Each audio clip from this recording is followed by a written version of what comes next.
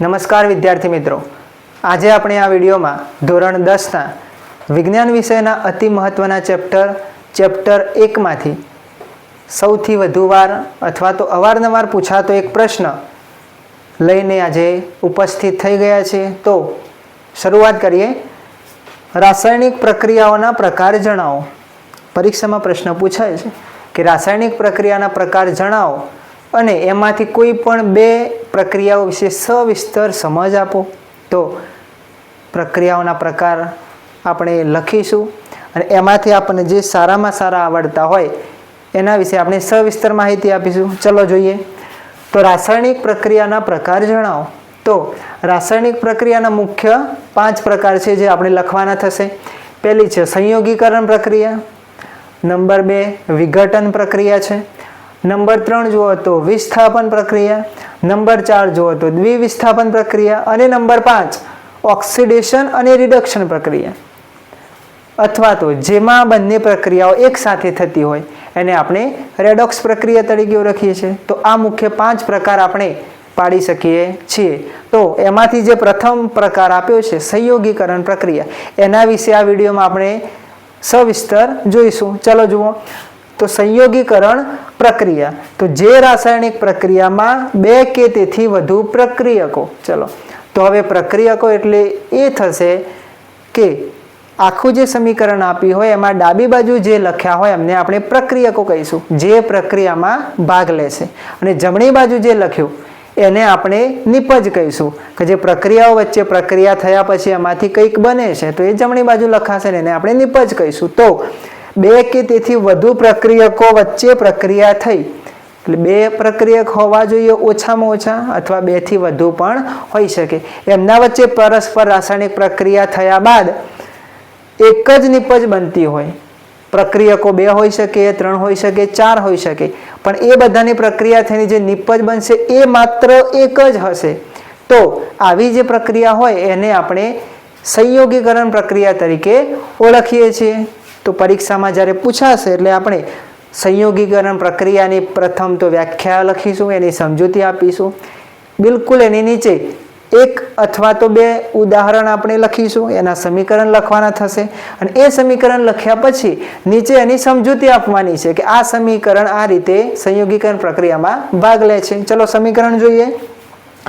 CaO plus H2O is equal to CaOH2, એટલે કે CaO એટલે થશે કેલ્શિયમ ઓક્સાઇડ, અથવા એને સાદી ભાષામાં આપણે કળી ચૂનો પણ કહીશું, પ્લસ H2O એટલે કે પાણી, એટલે કળી ચૂનો અને પાણી વચ્ચે પ્રક્રિયા થઈ એ બંને પ્રક્રિયકો છે એટલે એમના વચ્ચે પ્રક્રિયા થશે અને એમાંથી કંઈક એક જ પ્રકારની નિપજ બનશે। જુઓ CaOH2 કેલ્શિયમ હાઇડ્રોક્સાઇડ કહીશું આપણે એને, બરાબર, અથવા તો એને આપણે ફોડેલો ચૂનો પણ કહીએ છીએ, અથવા એને ચૂનાનું નીતર્યું પાણી પણ કહેવાશે। આ એ જ CaOH2, એ જ ફોડેલો ચૂનો, એ જ ચૂનાનું નીતર્યું પાણી જેનો ઉપયોગ આપણે દિવાલને કલરકામ માટે કરીએ છીએ, અથવા તો દિવાલને ધોળવા માટે આપણે ઉપયોગમાં લઈએ છીએ। તો કેલ્શિયમ ઓક્સાઇડ અને પાણી વચ્ચે પ્રક્રિયા થઈ આપણને ફોડેલો ચૂનો અથવા તો કેલ્શિયમ હાઇડ્રોક્સાઇડ મળે છે। તો આ પ્રકારે ગુજરાતીમાં અથવા તો શબ્દોમાં આપણે એની સમજૂતી આપવાની રહેશે। ફરીથી કેલ્શિયમ ઓક્સાઇડ એટલે કે કળી ચૂનો અને પાણી વચ્ચે પ્રક્રિયા થઈ ચૂનાનું નીતર્યું પાણી અથવા તો ફોડેલો ચૂનો મળે છે, જેને આપણે સંયોગીકરણ પ્રક્રિયા તરીકે ઓળખીએ છીએ। આ એક ઉદાહરણ આપ્યું છે, એક બીજું પણ નીચે લખ્યું છે 2H2 plus O2, 2H2 એટલે કે હાઇડ્રોજન વાયુ પ્લસ O2 એટલે ઓક્સિજન વાયુ, એટલે હાઇડ્રોજન વાયુ અને ઓક્સિજન વાયુ વચ્ચે પરસ્પર સંયોગીકરણ પ્રક્રિયા થઈને એક નિપજ મળશે 2H2 એટલે કે પાણી, એટલે હાઇડ્રોજન અને ઓક્સિજન વચ્ચે પ્રક્રિયા થઈ આપણને પાણી મળશે। તો આ પણ એક સંયોગીકરણ પ્રક્રિયાનું ઉદાહરણ છે। તો આ જ પ્રકારે ચોપડીમાં ઘણા ઉદાહરણ આપ્યા છે, પણ પરીક્ષામાં સરળતાથી યાદ આવે અને નાના હોય જે તૈયારી કરવામાં સરળતા રહે એવા ઉદાહરણ સંયોગીકરણ પ્રક્રિયા હોય, વિસ્થાપન પ્રક્રિયા હોય, વિઘટન હોય કે કોઈ બી પ્રક્રિયા હોય, એવા સમીકરણ ચૂઝ કરવા જે પરીક્ષામાં સરળતાથી આપણને યાદ રહી શકે. તો ચોપડીમાં પણ ઘણા સમીકરણ આપેલા છે, વિસ્થાપન પ્રક્રિયા હોય કે સંયોગીકરણ પ્રક્રિયા હોય, અલગ અલગ ઘણા ઉદાહરણ આપ્યા છે, પણ એમાંથી માત્ર સરળ હોય એવા 2 સમીકરણ આપણે તૈયાર કરવા અને એની સમજૂતી લખવાની રહેશે. હવે બીજા નંબરની પ્રક્રિયા વિઘટન પ્રક્રિયા વિશે અભ્યાસ કરીશું. તો ચલો, બીજા નંબરની પ્રક્રિયા છે વિઘટન પ્રક્રિયા. પ્રથમ પ્રક્રિયા જોઈ સંયોગીકરણ પ્રક્રિયા. નામ ઉપરથી આપણે કહી શકીએ સંયોગીકરણ એટલે કે ભેગું કરવું, બરાબર. તો એ પ્રમાણે પ્રક્રિયા થશે. અહીં પ્રક્રિયા આપી છે વિઘટન પ્રક્રિયા. વિઘટન એટલે કે જુદું પાડવું.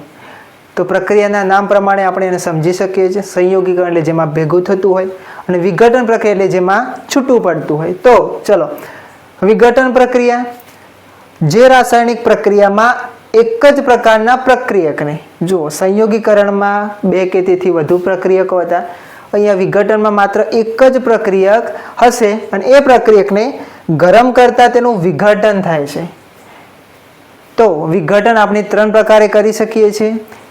એ જે પ્રક્રિયક આપ્યો છે એને ગરમ કરતા એટલે કે ઉષ્મા આપતા, બીજું એને વિદ્યુત આપતા એટલે કે વિદ્યુત વિભાજન કરતા, અને ત્રીજું સૂર્યપ્રકાશની હાજરીમાં પણ એનું વિઘટન થઈ શકે છે. તો 3 પ્રકારે વિઘટન થશે એનું: ઉષ્માની હાજરીમાં, વિદ્યુતની હાજરીમાં અને સૂર્યપ્રકાશની હાજરીમાં. એટલે 3 પ્રકારેથી વિઘટન આપણે કરી શકીએ છીએ. તો આ રીતે એ જે એક પ્રક્રિયક ખરો એનું વિઘટન આ 3માંથી ગમે તે એક રીતે થશે અને એમાંથી 2 કે તેથી વધુ નિપજો મળશે. 2 કે તેથી વધુ નિપજો આપણને મળશે. તો એને આપણે વિઘટન પ્રક્રિયા તરીકે ઓળખીએ છીએ. ચલો એના એક્ઝામ્પલ જોઈએ. CaCO3 એટલે કે કેલ્શિયમ કાર્બોનેટ. મેં હમણાં વાત કરી આગળ કે દિવાલ દોડવા માટે જે CaOH2 વપરાય છે એ દિવાલ દોડાઈ ગયા પછી કાર્બન ડાયોક્સાઇડ હવામાંથી એની સાથે પ્રક્રિયા કરશે અને એ દિવાલ ઉપર એક જાડું વ્હાઇટ કલરનું પડ બની જાય, જેને આપણે કેલ્શિયમ કાર્બોનેટ CaCO3 કહીશું.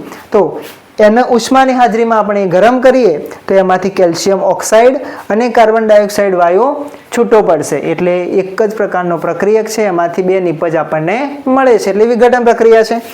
બીજું 2H2O, આગળ જોઈએ જ પ્રક્રિયા છે. 2H2 એટલે કે પાણી. એનું વિદ્યુત વિભાજન, એનોડ અને કેથોડ 2 ધ્રુવ લઈ પાણીમાં આપણે વિદ્યુત વિભાજન કરીએ તો એક છેડા પર આપણને હાઇડ્રોજન વાયુ મળશે અને બીજા છેડા પર મળશે ઓક્સિજન વાયુ. એટલે 2H2O એટલે કે પાણીનું વિદ્યુત વિભાજન છે એ પણ એક પ્રકારની વિઘટન પ્રક્રિયા કહી શકાય. ચલો ત્રીજું 2AgCl, સૂર્યપ્રકાશની હાજરીમાં એનું વિઘટન કરીશું.